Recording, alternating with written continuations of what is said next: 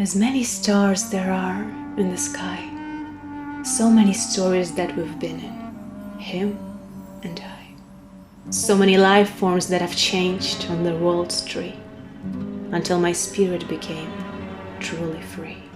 And here's my story about everything that one can be. It's about humans, about gods and ancient myths. It's about mermaids, fairies, everything that lives. It's about dragons, Nagi, and the Chinese empress. It's about pyramids, Egyptian priests, and mentors. It's about 1,000 nights of oriental tales. It's about genies and fakirs and secret caves. It's about 12 enchanted brothers and their sister, Swan, and even, God forbid, about the whore of Babylon. It's about every role that spirit wore. It's about fall into illusions of them all. It's about 7 hells and 7 heavens. It's about life on all their planes and levels, where in the mirrors, in the looking glass, one spirit tried to see who am I and who I can be. Searching for truth from Greeks, Egyptians, and Chinese, from druids, priests, and ancient mysteries, until at end I became free, breaking illusion of one mortal me, entering place beyond space and time, from which I'll share with you this dream of mine.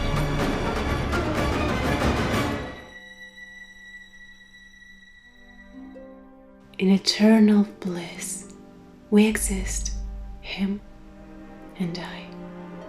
In timeless love, like in a state of trance, in an eternally merged energy dance, where I myself been made of fairy dust, which creates worlds, radiates light like stars, like spirit substance, invisible and subtle force, like clearest mirror waters, original source, sometimes called the purest elven blood, also called ether, also called as love. I lay on the knees of my infinite husband, the great magician with thousands of names, under a huge tree which was planted here before the first days. As this tree of life connected all worlds and knowledge in God's infinite mind, it was our ladder to play in any time and dimension we liked. Peacefully, in warm and loving aura, in the energy field of my husband, which I simply felt as eternity, bliss of being, absolute happiness. I listened with bated breath to his countless legends, fairy tales, and stories that become alive in our consciousness the second he starts to share them. His tales, so unique, so fascinating, as if he could invent any plot, any mind-blowing experience from any dimension I didn't even know existed before. They were like endless, 100% realistic dreams, which we entered, and we experienced our own tales as the main characters, so genuinely, so naturally, as this tiny thing that people usually call their life. And sometimes we felt our stories so deeply that we fall into a brand new world experiencing birth, forgetting who we are, or even that we knew each other before, fully merging with the historical scene and storyline, forgetting where we both came from. Though, of course, one's heart could never forget such things.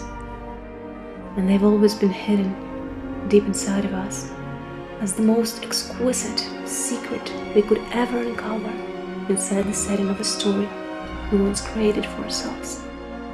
We tried everything, spending many eternities together. We flew in the sky like air dragons. We gently swam in each other, plowing the expanses of world's oceans and seas profusely inhabited by water creatures. And then, in one of his next legends, the Great Tales, I wondered how the biggest love story of all times can look like.